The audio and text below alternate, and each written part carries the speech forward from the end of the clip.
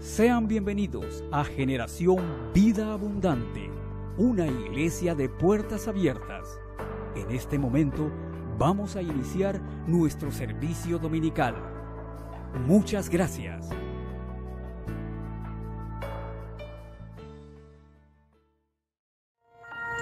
Entra en mi casa, entra en mi vida, estremece mi estructura, sana todas las heridas, caminar en santidad. Yo quiero amarte solo a ti, porque tú eres mi gran amor. Haz un milagro. Pues con nosotros se encuentra una especial persona, pues por mucho tiempo la conocemos, a ella y a su familia. Con nosotros está la pastora Cinia Bermúdez de Moreno, esposa del pastor Jesús Moreno de Proyecto 29. Ambos son pastores de la iglesia. Pues ya en algunas otras ocasiones hemos tenido la oportunidad también de tenerlo con nosotros, y en esta oportunidad está la hermana Cinia visitándonos en este diálogo 2020. Generalmente lo hacemos una o dos veces al mes, en la que tenemos la oportunidad de poder compartir con algunos hombres de Dios y siervos del Señor algunos temas interesantes. Y el tema que hoy pues vamos a poder compartir tiene que ver con el altar familiar. No sin antes mencionar que la pastora Cinia, como bien hemos dicho, es pastora del Proyecto 29, es madre de dos jóvenes muy especiales que conocemos. También es de profesión y de su carrera es enfermera, licenciada en enfermería, y pues tiene una vasta experiencia en la enseñanza de la palabra del Señor. Tiene más de 22 años de conocer al Señor y de pues, poder compartir la palabra del Señor en diferentes esferas. Es consejera, en fin, pues tiene una larga trayectoria en el ministerio, y como les mencioné, para nosotros es un verdadero placer, hermana Cinia, contar con su presencia. Muchas gracias. No sé si quiere dar una palabra de salud. Buenas tardes, mis amados hermanos. Muchas gracias por la invitación. Siempre es muy grato y muy especial poder compartir con ustedes. Estoy muy contenta y muy agradecida con Dios porque ustedes son mis hermanos. Somos hijos e hijas del mismo Padre. Me siento honrada de estar aquí con ustedes. Gracias, pastora. Para nosotros también lo reiteramos. Pues entonces queremos entrar en materia. Queremos aprovecharla al máximo y queremos pues aprovechar su experiencia en este tema. Sabemos que usted de alguna forma ha trabajado en este tema, no solamente en enseñanza, sino también en la práctica en su propio hogar. Y pues yo me remito, pastora, a un pasaje bíblico allá en el libro de los Salmos, capítulo 78, verso 7, que pues yo lo voy a leer muy rapidita, así en la versión NTV, que es la versión que más me gustó, más me impresionó, la forma como se esboza ahí el pensamiento del salmista. Él decía que, pues, dice, emitió sus leyes Jacob, entregó sus enseñanzas a Israel, les ordenó a nuestros antepasados que les enseñaran a sus hijos para que la siguiente generación las conociera. Incluso los niños que aún no habían nacido, y ellos a su vez las enseñarán a sus propios hijos, de modo que cada generación volverán a poner su esperanza en Dios y no olvidarán sus gloriosos milagros, sino que obedecieran sus mandamientos. Si bien es cierto, no encontramos en la Biblia, obviamente, una palabra como decíamos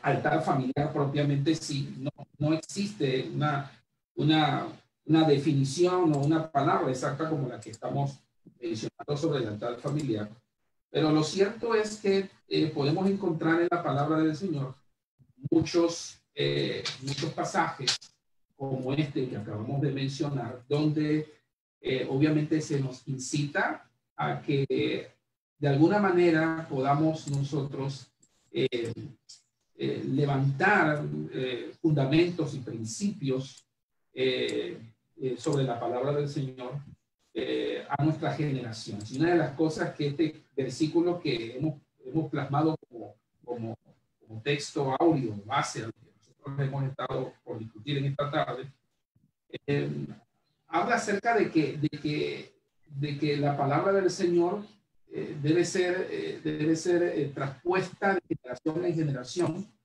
y que pues debemos asegurarnos de que generación pues obviamente podamos transmitir esos principios y esos valores que la palabra del Señor nos enseña. Ahora, no sé qué piensa usted, hermana Cinia, sobre el tema de poder, o la importancia de poder desarrollar esto del tema de altares familiares en los hogares. Es algo que yo vengo escuchando desde que soy niño, le soy muy honesto, pero que sé y entiendo que muchas veces esta práctica no se hace tan sencilla. Obviamente por las diferentes situaciones que sabemos que muchas veces nos agobian, producto del tiempo, producto de los quehaceres del hogar, producto de las horas en que muchas veces los padres llegan a la casa. Y a veces quizás no nos queda tiempo, si acaso, nada más para nosotros tener nuestros propios devocionales, ¿verdad? Sin embargo, creemos que es importante inculcarlo, y esto es lo que nosotros en esta tarde queremos discutir con usted. Su experiencia, y que usted pueda de repente orientarnos en ver cómo podemos nosotros hacer que esto realmente sea una experiencia vivida y realista, práctica, como bien decimos, algo que podamos poner en práctica en beneficio de nuestra familia. ¿Qué opinión nos puede dar sobre esto, hermana? Bueno, definitivamente, como usted lo expuso hace un rato, no hay una cita que nos hable particularmente de los altares familiares, del concepto, del término altar familiar. Sin embargo, podemos ver a lo largo de toda la Escritura el deseo de Dios de que la familia, de que el individuo, de que la iglesia se mantenga en constante comunicación con Él. Y sabemos los beneficios que parten de allí.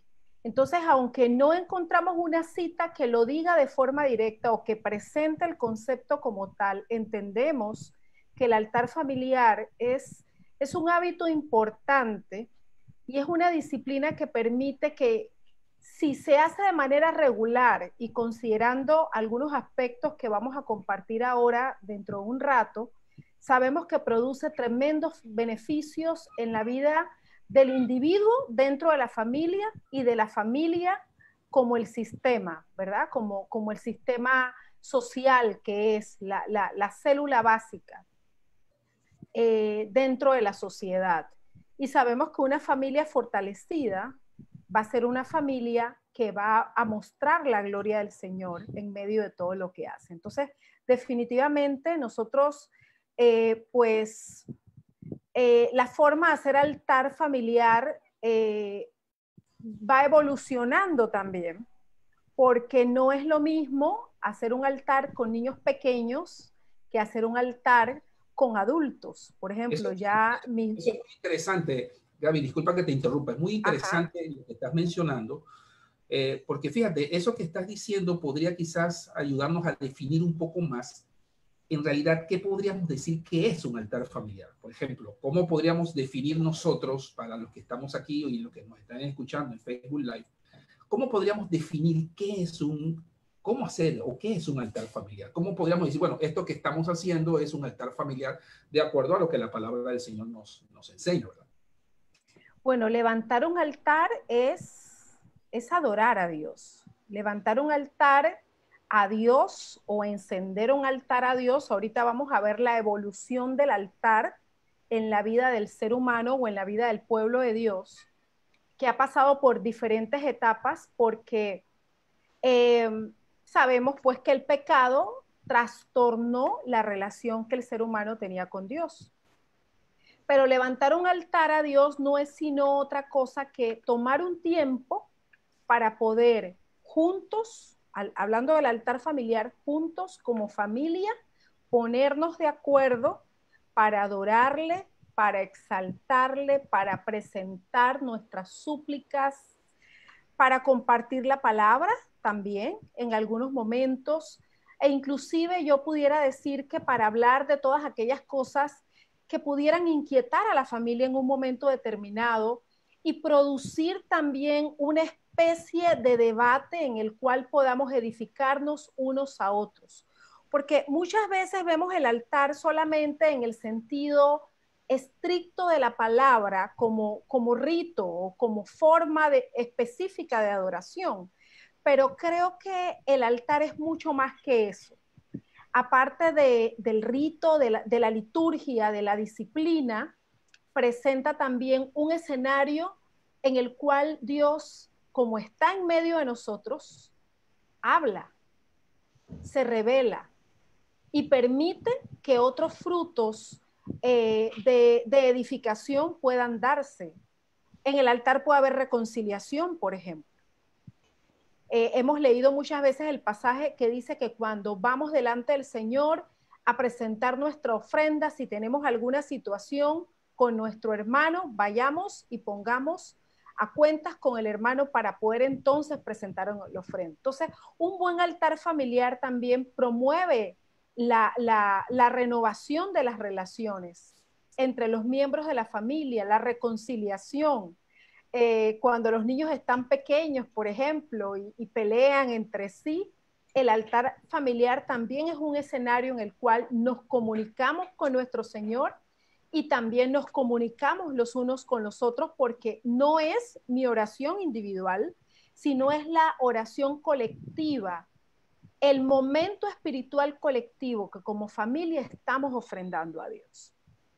Excelente. Ahora, bueno, creo que desde mi punto de vista, no sé si estoy equivocado, pero a pesar de que, como bien nos ha explicado, es una medida sana y bíblica, me da la impresión de que no es una práctica muy común entre muchas iglesias. Digo, desde mi perspectiva, no sé si estoy equivocado, quizás porque, no sé, de repente los pastores o quizás los líderes no le damos quizás la suficiente importancia o el suficiente peso a esta práctica en medio de la iglesia. Pero no sé, ¿qué piensas tú? ¿Crees que es una práctica común en la iglesia? ¿Tú crees que es algo que generalmente se practica de forma disciplinada, como lo dices así? ¿O crees que lo hemos dejado muy abierto a que decidamos a quién quiere hacerlo, quién no quiere hacerlo, sin ponderar realmente la importancia que esto amerita, ¿verdad? Bueno, creo que hace un rato al inicio hablaste de que por los vaivenes de la vida, las muchas responsabilidades, ocupaciones, la falta de tiempo, nosotros pues en Panamá compartimos tradicionalmente las labores fuera de casa. La mujer panameña trabaja, sale del hogar a trabajar, a diferencia de nuestras abuelas o bisabuelas que pasaban mucho más tiempo en casa.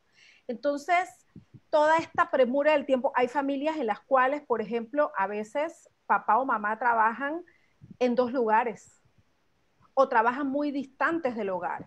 Todos estos elementos, todas estas incidencias, situaciones, hacen que en ocasiones ese tiempo familiar que se toma para reunirnos y adorar juntos a Dios se reduzca. Ahora, hay una gran realidad y es que el día tiene 24 horas para todos, tanto para el que tiene mucho más tiempo disponible como para aquel que no lo tiene. Quiere decir que resulta mucho más retador para esa familia en donde ambos padres trabajan o están distantes del hogar, el trabajo, o los hijos ya adultos trabajan, por ejemplo, tienen sus propias responsabilidades.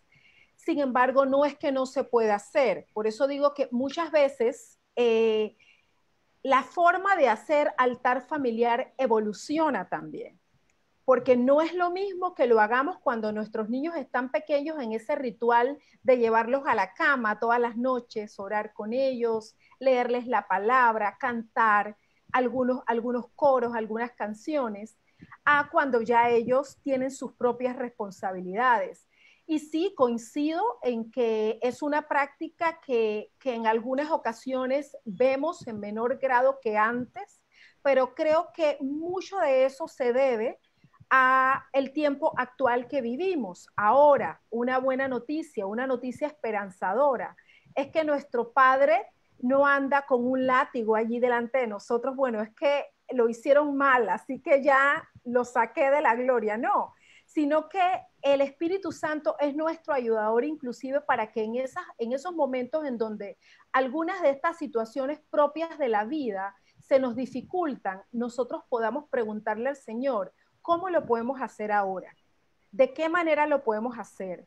Una familia en donde los hijos pasaron de la edad, de la época escolar a la universidad. Entonces, es un buen planteamiento que como familia podemos hacernos. Bueno, y ahora, ¿cómo quedan nuestras reuniones? ¿Cómo lo vamos a lograr? Un cambio de horario laboral, por ejemplo, y tantas otras cosas que pueden darse. Entonces, pienso que independientemente de cómo lo hagamos, hay familias, por ejemplo, que lo hacen no todos los días, una vez a la semana, 3 veces a la semana. O sea, la dinámica familiar y el acuerdo que se logre dentro de la familia va a determinar nuestra manera de hacer altar familiar. Entendiendo que muchas veces es algo netamente personal, o sea, netamente local, o sea, es como lo podemos hacer mejor todos y de esa manera podemos entonces adorar a Dios siendo partícipes de la experiencia, pero entendiendo también que hay algunas responsabilidades que son propias de la época, del ciclo vital de la familia en el cual estamos. Excelente, interesantísimo lo que estás hablando. Creo que nos has explicado muy bien todos los beneficios que obviamente esto trae a la familia desde el punto de vista espiritual. Creo que hay grandes repercusiones benéficas para todas las familias que conocemos al Señor. Ahora, ¿qué podríamos hacer o qué podrías recomendar en caso tal? Porque sé que hay muchas familias que muchas veces hacen los intentos, pero a veces no es tan fácil lograr que toda la familia puedan, como decimos, congeniar o poder estar de acuerdo o poder coincidir en tiempo, exacto, etcétera, etcétera. Pero ¿qué podrías tú recomendar para que ese altar familiar sea algo constante y efectivo? Quizás no podamos lograr lo que sean todos los días, ¿verdad? Como mencionaste, por todas las situaciones que sabemos que, como bien has dicho, ha evolucionado, pero que pudiéramos convertir esto en algo que sea más a menudo, más cotidiano, algo en la que todos los miembros de la familia, si se puede, en la mayor de las posibilidades, lograr que todos se pudieran unir para lograr ese beneficio que estamos hablando, ¿verdad? Entonces, ¿qué recomendaciones darías tú para lograr esa unidad, para lograr ese congeniar en este valor que para mí creo que es muy importante y muy saludable? Bueno, lo primero en los padres de hijos pequeños, formar el hábito. Eso es lo primero. Empezar desde pequeños, o sea, no esperar a que ellos sean adolescentes para empezar a hacerlo, desde pequeñitos, desde bebés. Los rituales de transición son importantes en la crianza de los hijos. Entonces, desde pequeños uno va formando el hábito en ellos. Y el formar el hábito no es solo decir que lo vamos a hacer o empezar a hacerlo con ellos, sino explicarles a ellos por qué lo hacemos. ¿Qué es lo que Dios espera de nosotros? esto ahorita lo estamos haciendo de esta manera, pero verás que más adelante a ti te tocará hacerlo en tu hogar. Tú serás quien lo dirija en tu hogar, por ejemplo. A medida que los hijos van creciendo, darles participación, porque como lo vamos a ver ahora, hacer altar es cuestión de todos. Cada uno de nosotros tiene su participación en esto.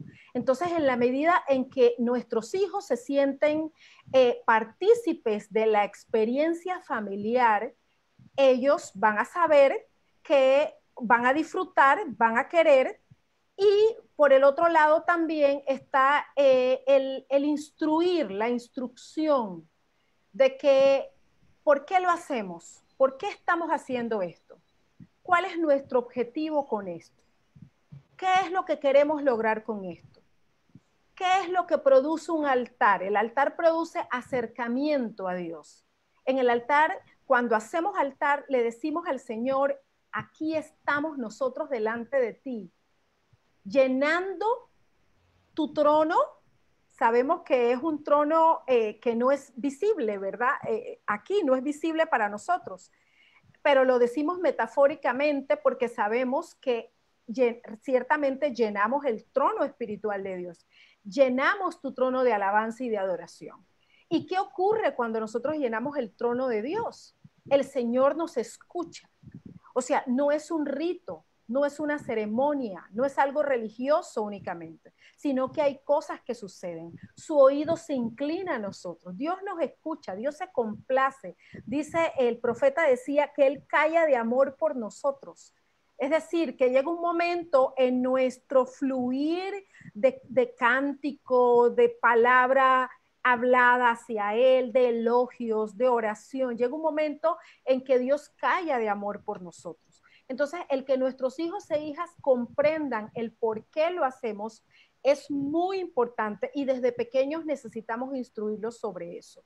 Y en otro sentido también, el altar, como es algo vivo, o sea, Dios está vivo y nosotros tenemos una experiencia de vida con Él. Entonces empiezan a ocurrir cosas a lo largo de nuestra vida, de nuestra familia, empiezan a ocurrir cosas. Cuando nosotros celebramos esas cosas, hablamos de ellas,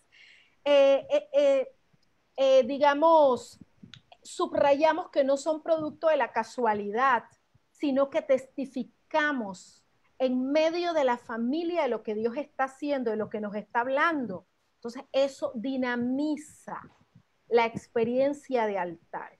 Y a medida que los hijos van creciendo, obviamente también está el aspecto de que la experiencia va cambiando. Yo hago mucho énfasis en esto porque pues cuando ellos estaban chiquititos, todas las noches nos íbamos con ellos a la cama, pero a medida que van creciendo, las cosas van cambiando, pero uno sigue haciendo altar.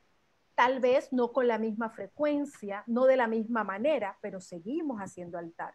El viernes, después de nuestra celebración de oración, al final, después, los chicos agarraron su guitarra, empezamos a cantar y ellos empezaron a adorar a Dios, empezaron a recordar canciones con su papá, yo los grababa. Eso es hacer altar también. Porque muchas veces tenemos el concepto de altar litúrgico y enmarcado en nuestra experiencia de hace 30 años atrás cuando nos convertimos. Sin embargo, los chicos tienen experiencias espirituales de acuerdo a cómo son ellos, a su necesidad y a la forma en que Dios se relaciona con ellos también. Y eso como padres necesitamos entenderlo, porque a veces queremos que ellos oren con nosotros de la manera como nosotros oramos. Pero o no hacer, disculpa que te interrumpa, o no hacer, por ejemplo, cuando hablas de la liturgia, no llevar la iglesia, refiriéndome a lo que es la parte del programa, ¿verdad? No llevar la iglesia a la casa, llevar lo que hacemos en la iglesia, sí, el espíritu, la experiencia, pero no el orden ni el programa, sino más bien lo que tú mencionas, es poder llevar la experiencia vivida de lo que realmente. Y eso me hace recordar mucho lo que sucedió allá en el libro de Nehemías, no sé si tú lo recuerdas ya en el capítulo 9, cuando el pueblo de Israel había llegado del cautiverio por 70 años, ellos habían empezado a celebrar y a tener fiestas y todo este asunto, dándole gracias a Dios de todo lo que, de la gratitud de haberles podido hacer volver después de 70 años de cautiverio. Pero una de las cosas que me llama la atención es que ellos habían llevado esa fiesta, esa celebración a sus casas.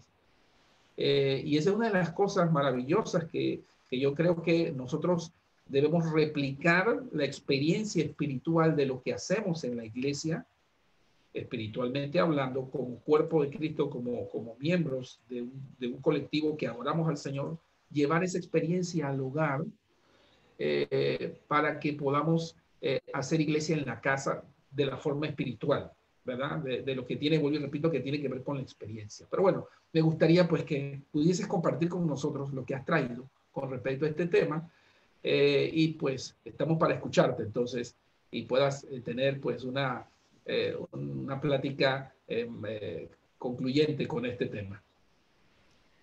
Ok, entonces voy a compartirles pantalla.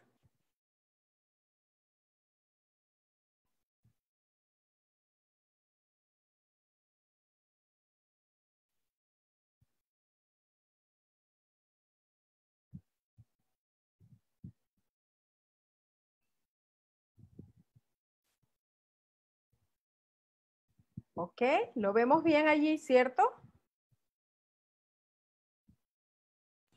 Todavía no. ¿No? Ok. Vamos a...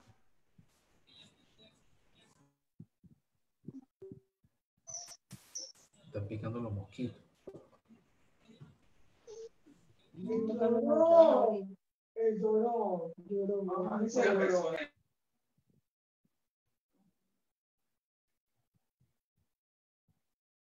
Ok, vamos a intentar.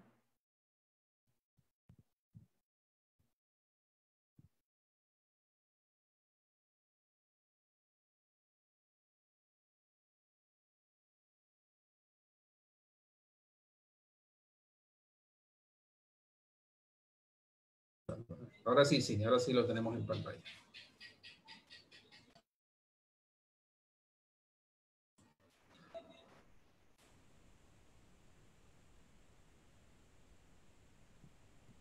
Ahora sí, ¿lo vemos bien?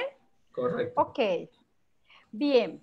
Bueno, voy a intentar esbozar algunos aspectos básicos en relación a cómo hacer un altar en familia. Y pues es mi deseo que el Señor nos permita poder compartirlo con claridad y al final de todo este tiempo poder ser bendecidos todos. Bueno, lo primero que nada, vamos a definir el concepto altar, entendiendo el concepto altar, porque puede ser que hayan algunas personas que pues dicen, ¿qué significa eso de hacer altar? Lo primero vamos a ver el concepto altar. La palabra altar viene del latín altaris, que puede traducirse como plataforma elevada y que en algunos casos hacía referencia al ara o a la roca consagrada, en medio de la cual se libaba algún tipo de aceite, la persona se arrodillaba, se postraba, lo vemos en el Antiguo Testamento, en el libro de Génesis. Algunos de los patriarcas erigían altares al Señor. Y desde la antigüedad, en los altares, se concretan diversos rituales vinculados a la espiritualidad, que en el caso nuestro lo vemos desde muy temprano, desde que el hombre fue llamado por Dios. Y el altar es un lugar frecuente, era un lugar frecuente para entregar sacrificios y para entregar ofrendas. Ahora, en el contexto que nos corresponde compartir hoy, más que un lugar, un momento o un espacio determinado, cuando nosotros hablamos de levantar un altar o de hacer altar, nos referimos a una muestra de dependencia completa de Dios. Y ahí pues podemos buscar posteriormente el capítulo 16 del libro de los Hechos. Vemos que Pablo y Silas habían sido apresados y ellos en medio de esa cárcel, en medio de ese cepo, ellos empezaron a hacer un altar delante de Dios. Ellos levantaron un altar de Dios. Y sabemos lo que ocurrió posterior a eso. Ellos fueron liberados de su prisión física y el Señor produjo un milagro poderoso que inclusive fue de testimonio para los carceleros. Entonces, cuando hablamos de altar, en primer lugar, hablamos de esos momentos en los cuales nosotros mostramos nuestra completa dependencia de Dios. Un altar también es una forma de humillación ante su inigualable poder. Y aquí esto era parte del texto que tú citaste hace un rato, Nehemías capítulo 9, versos 1 al 3. Ese pueblo, luego de haber sido edificado ese muro, sabemos en ese proceso de restauración del muro y del altar a través de Nehemías y de Esdras, el pueblo, cuando fue leída la escritura, un pueblo que había estado cautivo por muchos años, se humilló delante de Dios, empezaron a adorar a Dios y se humillaron ante ese inigualable poder que los había traído hasta ese lugar y que buscaba el reconocimiento de Él como Dios, porque habían estado cautivos en territorio pagano, para restaurar ese altar que había sido desde muchísimos años antes establecido por el mismo Señor. Hacer altar también es reconocer la grandeza de Dios.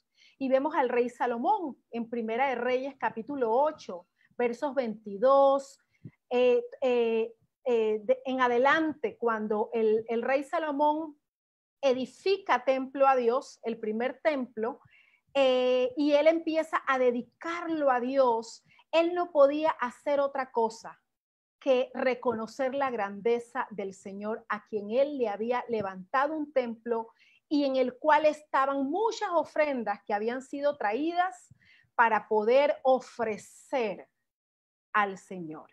Hacer altar también es el ofrecimiento de algo que se tiene, que puede ser algo físico, pueden ser ofrendas, puede ser nuestra vida. En el caso de Abraham, vemos en Génesis 22, 1 y 3, que Abraham trajo al hijo que Dios le había pedido, a Isaac, y lo puso sobre el altar. Y nosotros hoy en día sabemos que Dios no nos está pidiendo a nuestros hijos físicos para que los presentemos, para que de manera física los ofrezcamos, pero sí ofrecemos cosas a Dios, ofrecemos nuestras emociones, nuestros sentimientos, renunciamos a cosas. Eso también es hacer altar. Y obviamente el Salmo, que es el texto áureo, el Salmo 78, versos 5 al 7, en donde se nos ordena, usted lo leyó hace un rato, que enseñemos, que pasemos a esas nuevas generaciones el legado de levantar altar a Dios, de servir a Dios, de dar a conocer al Señor. Dice que incluso los niños que aún no habían nacido, dice, y ellos a su vez las enseñarán a sus propios hijos, de modo que cada generación vuelva a poner su esperanza en Dios y no olvide sus gloriosos milagros, sino que obedezca sus mandamientos. Entonces, a nosotros se nos ordena, lo vemos en la palabra, y Dios es reiterativo en eso, que pasemos ese legado espiritual a las siguientes generaciones. Y por eso es necesario que como padres y madres estimulemos desde pequeños que nuestros hijos se ofrezcan a Dios como un sacrificio vivo. Y eso también es hacer altar. Porque no hay manera de obedecer a Dios si nosotros no nos hemos ofrecido primeramente a Dios. Y eso no es algo de una vez en la vida, de una experiencia en donde hacemos una oración de fe. sino que todos los días cada uno de nosotros necesita ofrecerse a Dios como un sacrificio vivo. Entonces, eso obviamente viene como resultado del modelo, de la inspiración, de la instrucción y de la perseverancia. Cada uno de nosotros, como papás, como mamás, como abuelos, como tíos que tenemos jóvenes y niños en nuestro hogar, necesitamos motivar el que hagamos altar. Ahora, yo quisiera rápidamente compartirles 4 consideraciones importantes sobre el altar familiar, porque hemos hablado bastante en relación al altar, hemos dialogado con el pastor Alvin, pero a mí me gustaría esbozarle 4 consideraciones importantes sobre el altar familiar. Y la primera de ellas es que debemos recordar que el deseo de Dios es que nuestro altar esté encendido. Mire lo que dice Pablo a su discípulo Timoteo en la primera carta, el capítulo 2, versos 1 al 6. Dice, en primer lugar, pido que se ore por todos, que se pida a Dios que supla las necesidades de la gente y bendiga a la humanidad. Oren también agradeciendo a Dios la respuesta a esas oraciones. Fíjese, peticiones, pero por el otro lado, gratitud, acciones de gracia. Dice el verso 2, que se ore por los reyes y por todas las autoridades para que tengamos un ambiente de paz y de tranquilidad, donde sea posible adorar y respetar a Dios. Eso es bueno y agrada a nuestro Señor, ya que Él quiere que todos sean salvos y lleguen a conocer la verdad. Existe un solo Dios y existe uno solo que logró la paz entre Dios y los seres humanos, el hombre Jesucristo, quien dio su propia vida. Mire, ¿para qué? Para pagar por la libertad de todos. Jesús llegó en el momento oportuno y dio testimonio del deseo de Dios de salvar a todos. Entonces, el deseo de Dios es que nuestro altar esté encendido. El deseo de Dios es que continuamente, de forma individual y de forma colectiva, en la familia y en la iglesia, tengamos un altar encendido a Él, en donde podamos presentar oraciones, pero donde podamos también hacer acciones de gracias. Y es en esa relación de altar que continuamente ofreceremos a aquel que es digno de ser alabado. Entonces, la primera consideración es que usted y yo debemos estar claros de que Dios desea que su altar, que mi altar estén encendidos. Dios desea que nuestros altares estén con un fuego ardiente, que ya no es como el de antes, ahora es distinto. Ahora el altar es su propio corazón, su propia alma, su espíritu, que como dice aquí, fue pasado de la esclavitud a través de Jesús, precisamente para meternos en una relación viva con el Padre. En segundo lugar, el modelo neotestamentario, esto quiere decir el modelo del Nuevo Testamento, presenta a cada persona como responsable de adoración. Y esto es lo que les hablaba hace un rato, que nosotros desde pequeños necesitamos enseñar a nuestros hijos e hijas que ellos también son responsables de la adoración, de presentar su propia adoración individual a Dios y de aportar en la adoración colectiva dentro del ambiente familiar y también dentro de la iglesia. Y me gustaría presentar aquí en este momento cómo evolucionó desde el Antiguo Testamento la forma de hacer altar. Por ejemplo, lo primero que vemos, y eso está por allí registrado en Génesis capítulo 8, Génesis 12, Génesis 15, Génesis 16, el altar en el periodo patriarcal. Aquí el periodo patriarcal es la época antes de Moisés, antes de la nación de Israel. Durante esta época, el patriarca, el jefe del clan, el jefe de la tribu, el jefe de la familia, era el encargado de ofrecer como una especie de mediación en la ceremonia, en el rito, en el momento. Vemos, por ejemplo, en el capítulo 8 del libro de Génesis a Noé. Leemos también que Abraham construyó varios altares en Betel, en Mamre. Y aquí tenemos la escena de Moría, cuando iba a presentar a su hijo Isaac, porque Dios se lo había pedido, se lo había solicitado. Entonces, en el Antiguo Testamento vemos este periodo patriarcal.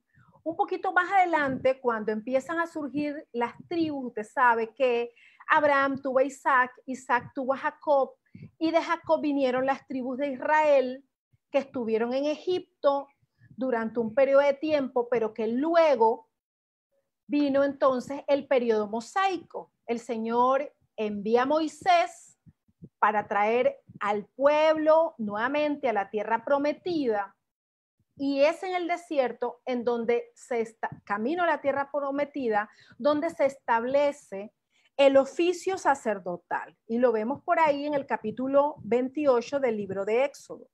Entonces aquí, en lugar de ofrecer varios altares individuales por familia, el Señor empieza a darle orden y se dispone de un santuario ambulante. Ahí les puse una imagen, el tabernáculo, que tenía por su santidad, por lo que representaba, un cuidado especial. Y para ese cuidado se eligieron a los sacerdotes, que tenían también una manera particular de vestir y que había todo un orden, usted lo puede leer ahí en el capítulo 28, de presentarse delante del Señor. Se estableció, por ejemplo, una jerarquía levítica que venía de la tribu de Leví, y se distinguía al sumo sacerdote, que tenía también ciertos requerimientos por encima del resto de los sacerdotes.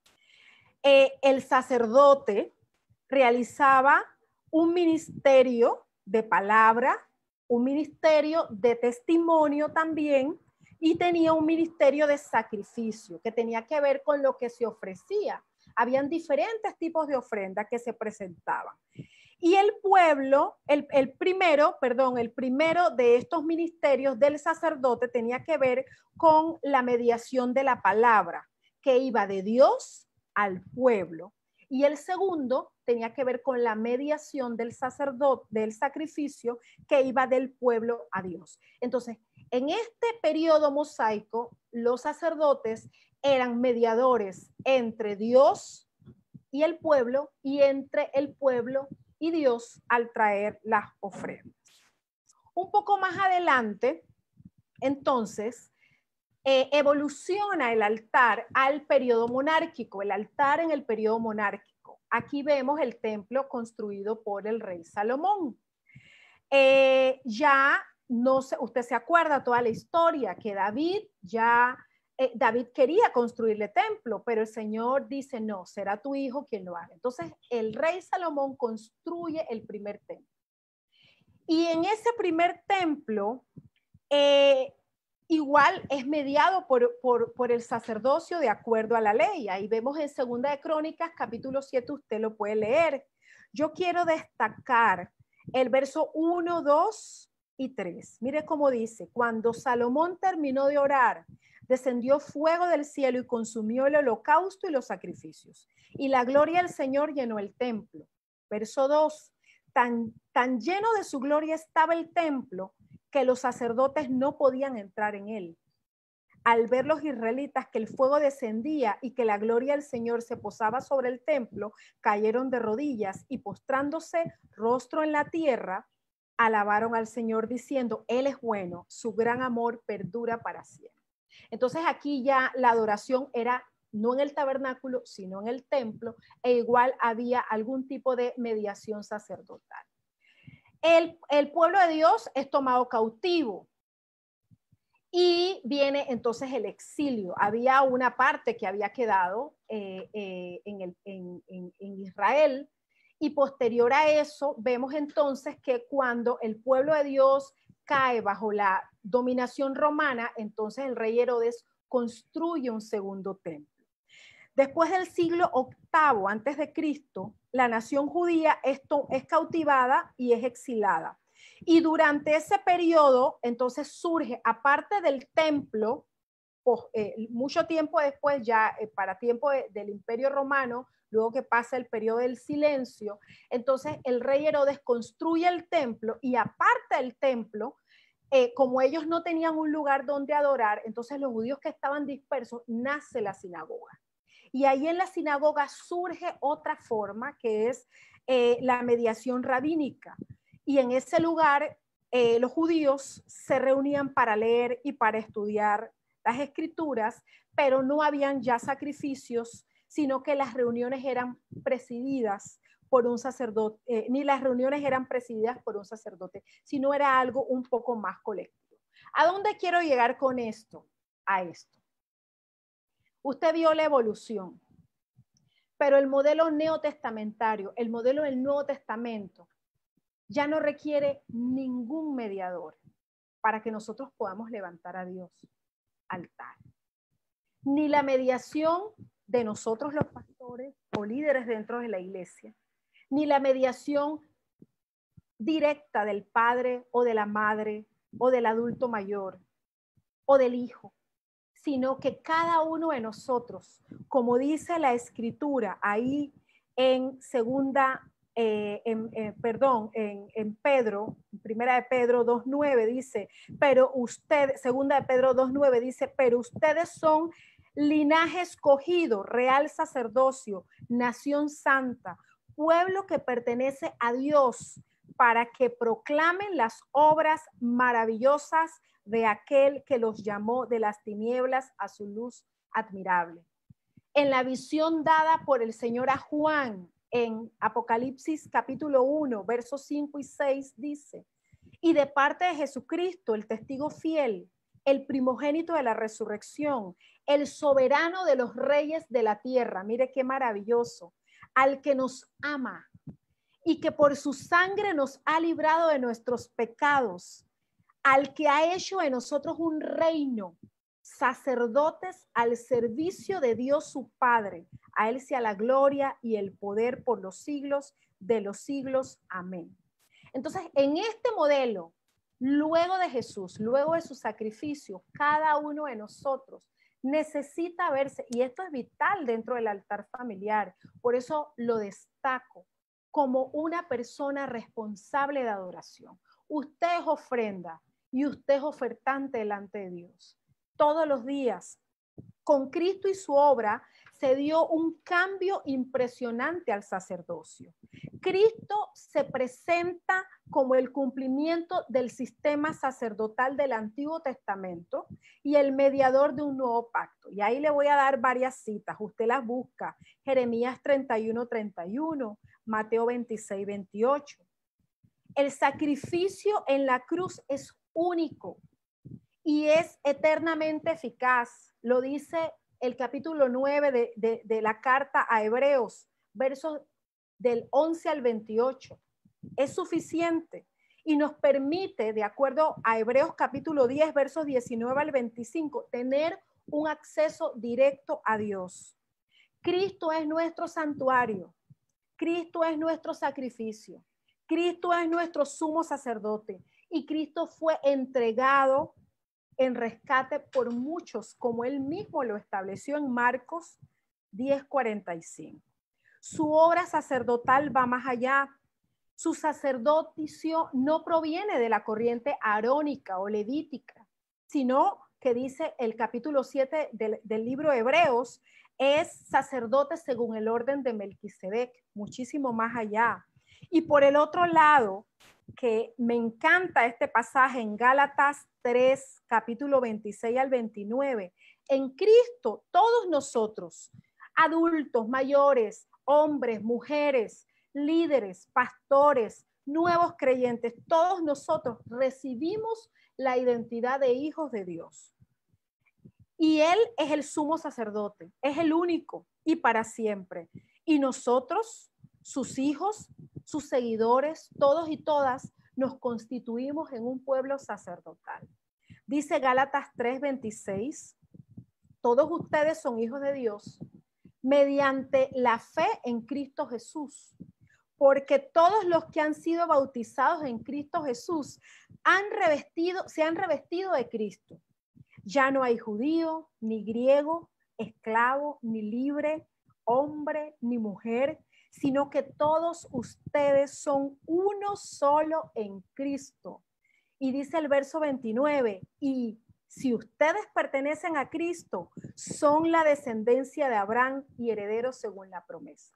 Entonces, Cristo nos vino a injertar, pero Cristo nos vino a cumplir la ley y darnos una forma más excelente de adoración. Por eso es que usted y yo no tenemos que judaizarnos, sino entender que en Cristo todas las otras figuras o formas no eran sino la manera de ilustrar lo más excelente que venía. Entonces, el modelo neotestamentario presenta a cada persona como responsable de adoración. La tercera consideración es importante, es que, y dice, hacer altar más que un rito es un estilo de vida. Y nosotros necesitamos, amados, amadas, enseñar a nuestros hijos que todo lo que hacemos es adoración. Que cuando hablamos de hacer altar, claro, hablamos del momento de la semana o del día que escogemos para unirnos, para estar juntos, para orar juntos, para adorar juntos, pero que esa hora, ese momento, el hacer altar es mucho más que eso, es mucho más que una liturgia, es un estilo de vida. El apóstol Pablo, en la carta a los Romanos, el capítulo 12, versos 1 y 2, dice, por lo tanto, amados hermanos, les ruego que entreguen su cuerpo a Dios por todo lo que Él ha hecho a favor de ustedes, que sea un sacrificio vivo y santo. Mire, la clase de sacrificio que a Él le agrada. Esa es la verdadera forma de adorarlo. No imiten las conductas ni las costumbres de este mundo, más bien dejen que Dios los transforme en personas nuevas al cambiarles la manera de pensar. Entonces aprenderán la consecuencia, el beneficio, aprenderán a conocer la buena voluntad de Dios para ustedes, la cual es buena, agradable y perfecta. Entonces, en el altar familiar es importante siempre destacar que lo que hacemos va más allá de un rito, es un estilo de vida. Y que no es solamente, de nada sirve 1 o 2 horas a la semana o 7 horas a la semana si lo hace todos los días, si el resto del tiempo vivimos sin honrarlo. Entonces, esto tenemos que enseñarlo a nuestros hijos. Y esto necesitamos vivirlo carnalmente cada uno de nosotros. Por eso es que en algunas ocasiones los hijos no quieren hacer altar con nosotros, porque nos ven de una manera y cuando se acaba la celebración, cuando se acaba el servicio, cuando se acaba ese tiempo, nos quitamos nuestra manera de santidad y volvemos a caer en rutinas o en formas que, como dice aquí, no hablan de una renovación continua de la manera de pensar y de vivir. Entonces, hacer altar es más que un rito y necesitamos levantar a nuestros hijos y recordarlo nosotros. Es un estilo de vida. Y por último, la última consideración es que la verdadera adoración, el verdadero altar, va a producir cambios en cada miembro de la familia. ¿Por qué? Porque cuando hacemos altar, cuando levantamos altar, Dios está en medio de nosotros. No estamos ahí hablando al viento. Dios está en medio de nosotros, aunque no sintamos nada. Muchas veces, recuerdo hace tiempo, cuando yo tengo 30 años de ser creyente, me convertí, 31 años de ser creyente, y estaba empezando a orar. Yo quería sentir, yo quería que se me espelucaran los vellos, yo quería sonrojarme, yo quería sentir ese frío, quería una experiencia física y emocional siempre en mis momentos de adoración. Y poco a poco entendí, porque pensaba porque pensaba como una nueva en la fe, que eso era representativo de la presencia de Dios. Y poco a poco el Señor me mostró, lo vi en su palabra, y maduré emocionalmente y espiritualmente, que Dios está. Dios está, usted sienta o no sienta. Dios está, percibamos o no percibamos su presencia. Y eso tenemos que enseñárselo a nuestros hijos. Porque muchas veces podemos dudar de que Dios está. Entonces, cada vez que usted y yo levantamos altar a Dios en comunión familiar, Dios está, la presencia de Dios está. Y si la presencia de Dios está, entonces hay transformación. La presencia de Dios es garantía de transformación del creyente.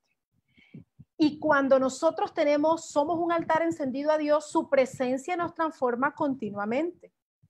El Espíritu Santo nos trabaja.